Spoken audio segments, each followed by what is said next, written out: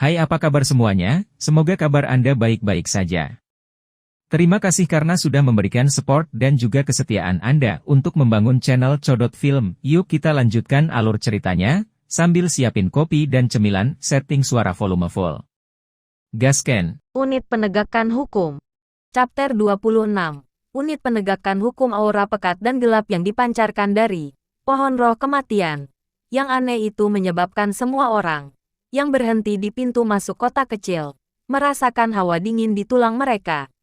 Di wilayah sudut hitam, nama pohon roh kematian hampir sudah mencapai tahap di mana seseorang akan gemetar ketakutan hanya dengan mendengar namanya.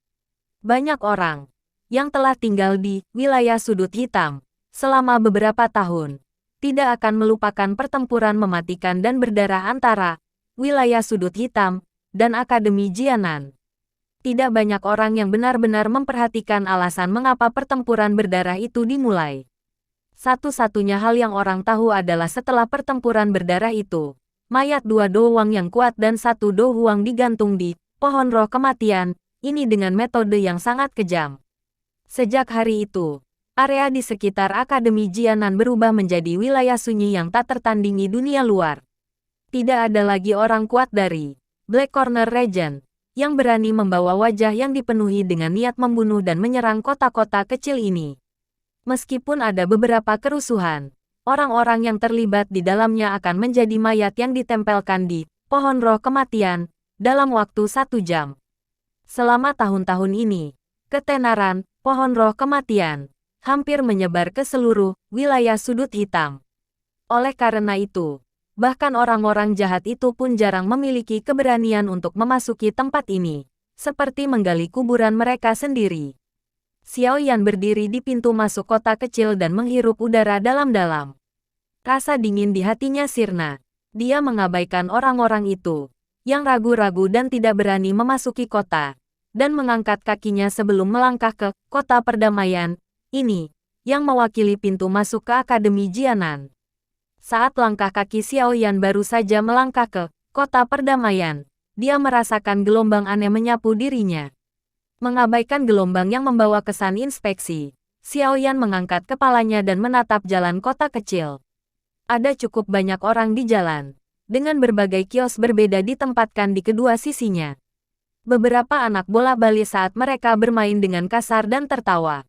Suasana harmoni yang tenang ini terlalu drastis seperti penampilan dari Black Corner Region. Orang-orang di jalan itu secara alami menemukan Xiao Yan, yang masuk melalui pintu masuk kota. Meskipun mata mereka memiliki cahaya hati-hati, mereka tidak memiliki reaksi yang terlalu ketakutan.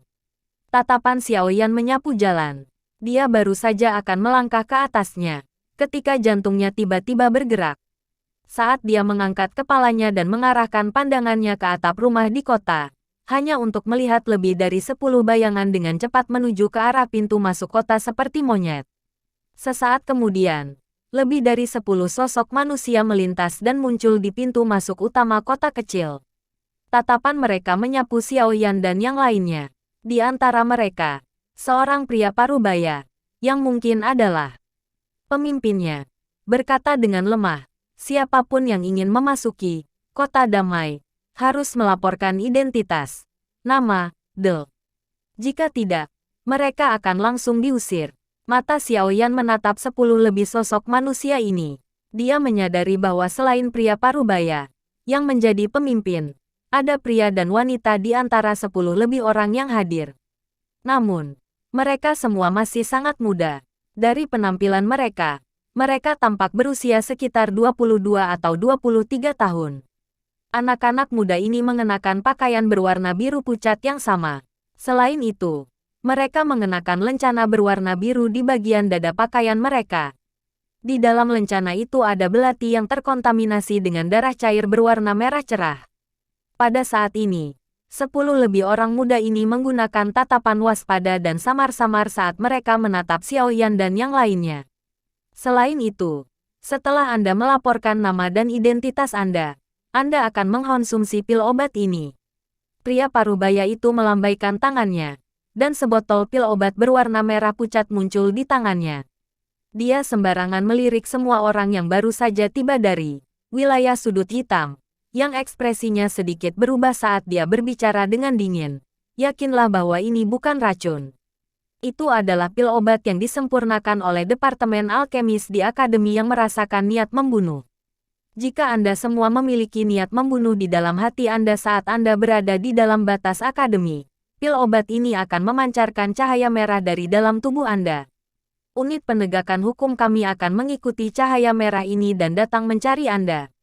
Anda semua harus tahu bagaimana Akademi Jianan menangani mereka yang membawa praktik wilayah sudut hitam ke tempat ini. Sebelum Anda semua berencana untuk meninggalkan kota kecil, Anda dapat pergi ke jantung kota untuk mendapatkan penangkal. Namun, setelah penawarnya ada di tangan Anda, akan ada unit penegakan hukum yang mengawasi Anda sampai keluar kota.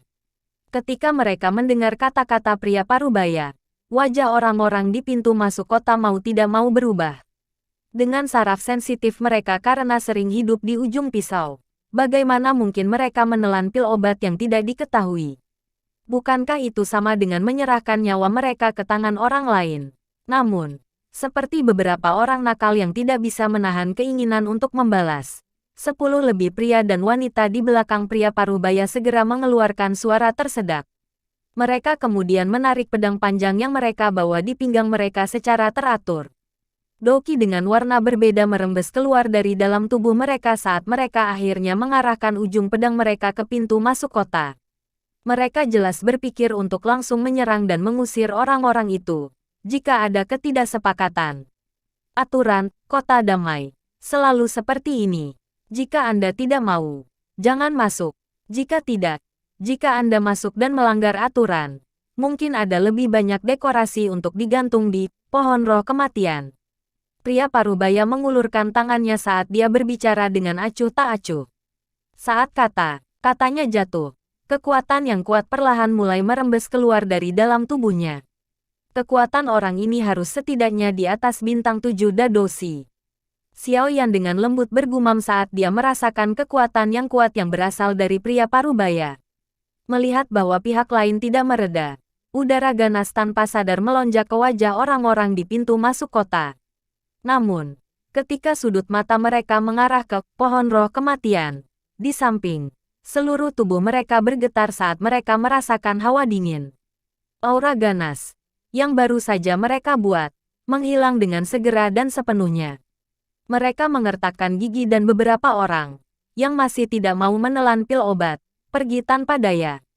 Saat orang-orang itu pergi, yang tersisa hanya bisa masuk meski tidak mau. Setelah itu, mereka berjalan menuju pria parubaya dan melaporkan nama mereka, mengambil pil obat berwarna merah pucat dan menelannya di depan unit penegakan hukum. Ekspresi acuh tak acuh pria parubaya itu hanya menjadi sedikit kurang gelap ketika dia menatap orang-orang itu dengan patuh menelan pil obat. Namun, dia tampaknya memandang buruk semua orang dari wilayah sudut hitam. Oleh karena itu, dia tidak menampilkan ekspresi yang bagus dari awal hingga akhir. Itu apakah siswa akademi perlu makan benda ini? Seorang pria muda itu apakah siswa akademi perlu makan benda ini? Seorang pria muda di depan pria parubaya tiba-tiba bertanya kapan yang terakhir biasa menyerahkan pil obat kepada mantan. Ketika mereka mendengar kata-kata ini, orang-orang di sekitar, serta 10 lebih anggota dari unit penegakan hukum, mengalihkan pandangan mereka yang tertegun. Saat dia menatap wajah lembut dan tampan pemuda itu, pria parubaya itu bertanya dengan wajah penuh keraguan, "Kamu bilang kamu murid akademi ini?" "Dulu, setelah lulus tes perekrutan mahasiswa, saya mengambil cuti untuk beberapa waktu. Oleh karena itu, saya hanya bisa datang sendiri." Xiao Yan mengangkat bahu, tersenyum dan menjawab, "Kamu telah melewati wilayah sudut hitam sendirian untuk datang ke sini." Pria parubaya itu langsung kosong saat mendengar ini. Wajahnya dipenuhi dengan keterkejutan. Perlu diketahui bahwa biasanya, siswa baru akademi akan dikawal oleh beberapa orang yang dikirim oleh akademi sampai masuk setelah tiba di luar wilayah sudut hitam. Lagi pula, sekelompok siswa baru, yang baru saja meninggalkan pondok mereka, bahkan mungkin tidak dapat berjalan keluar dari Great Plains of Black Region sebelum mereka dihabisi oleh pisau tersembunyi yang tak terhitung jumlahnya. Lagi pula, tempat semrawut semacam ini adalah tempat orang-orang dimakan dengan tulangnya. Xiao Yan hanya tersenyum dan menganggukkan dagunya sedikit ketika dihadapkan dengan tatapan aneh dari pria parubaya dan 10 lebih pria dan wanita muda di belakang. Melihat Xiao Yan menganggukkan kepalanya, keheranan di mata pria parubaya itu menjadi lebih melimpah. Tatapannya menyapu Xiao Yan ke atas dan ke bawah saat dia berkata, "Laporkan nama, usia, dan instruktur perekrutan Anda." Xiao Yan, 18, instruktur. Xiao Yan mengedipkan matanya. Wanita dewasa yang selembut air saat itu muncul di benaknya. Dia tidak bisa menahan diri untuk tidak berkata sambil tersenyum. Instruktur Ruoling. 18 tahun. Anda berani melintasi Black Corner Region pada usia 18 tahun. Anak kecil. Terlepas dari apakah Anda mengatakan yang sebenarnya, ini adalah pertama kalinya saya melihat seseorang dengan keberanian seperti itu. Pria parubaya itu melambaikan tangannya. Dia baru saja akan berbalik dan menginstruksikan orang-orang untuk menyelidiki. Ketika ekspresi seorang anak muda, yang alisnya terkatup rapat saat dia memikirkan sesuatu dengan getir, tiba-tiba berubah. Dia berteriak tanpa sadar, "Xiao Yan, jangan bilang kalau kamu adalah Xiao Yan dari Kekaisaran Magia yang telah mengambil cuti 2 tahun sekaligus." Tangisan anak muda yang tidak disengaja menyebabkan orang-orang di sekitarnya menjadi kosong. Tiba-tiba, wajah mereka dipenuhi dengan pemahaman yang tiba-tiba. Mereka menatap Xiao Yan dengan tatapan yang agak aneh. Semua orang di akademi telah mendengar nama siswa seperti duri ini yang telah mengambil cuti 2 tahun bahkan sebelum dia memasuki akademi dalam 1 tahun ini. Tentu saja, alasan nama Xiao Yan bisa berakar dalam di hati orang-orang di Akademi Jianan secara alami karena dia memiliki hubungan yang baik dengan Sun Er. Xiao Yan GG dari Junior Sun Er. Setelah beberapa anak muda tertegun sejenak, tiba-tiba ada makna tambahan yang tidak diketahui dalam tatapan yang mereka gunakan untuk melihat Xiao Yan. Ekspresi semacam ini adalah sesuatu yang pernah dilihat Xiao Yan di mata tuan muda Jialai di kota Wutan. TL, GG, kakak laki-laki atau teman laki-laki yang lebih tua arti terakhir digunakan oleh perempuan dengan cara yang penuh kasih sayang. Hei, gadis ini aku bahkan belum datang ke akademi tapi dia akhirnya menciptakan semua saingan cinta yang tak bisa dijelaskan untukku. Xiao Yan segera geli saat melihat ekspresi di mata pria muda itu. Dalam hatinya, dia merasa tidak bisa tertawa atau menangis saat menggelengkan kepalanya. Jika kamu berbicara tentang Xiao Yan dari kota Wutan dari Kekaisaran Jiama, maka itu pasti aku. Xiao Yan mengulurkan tangannya ke pria parubaya, yang wajahnya sama terkejutnya saat dia berbicara sambil tersenyum.